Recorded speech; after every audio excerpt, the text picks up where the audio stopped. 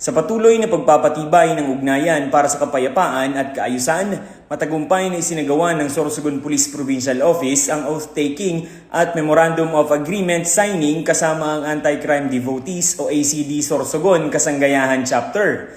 Formal na nilagdaan ang kasunduan ni Provincial Director Police Colonel Alex C. Daniel at ACD President Par Juanito Figueroa bilang isang mahalagang hakbang sa pagpapalakas ng kooperasyon sa pagitan ng kapulisan at mga voluntaryong sibikong grupo. Sa pamamagitan ng pakikipagtuwang sa Anti-Crime Devotees o ACD Sorsogon Kasanggayahan Chapter, muling pinagtibay ng dalawang panig ang kanilang layunin na suportahan ang mga programang pangprebensyon sa krimen at pakikilahok ng komunidad, mga inisyatibo para sa kaligtasan ng publiko na naglalayong mapanatili ang kapayapaan at kaayusan sa lalawigan. Ang nasabing seremonya ay patunay ng patuloy na dedikasyon ng Sorsogon PPO sa pagbubuo ng matatag na ugnayan sa mga stakeholders tungo sa isang mas ligtas at maunlad na pamayanan.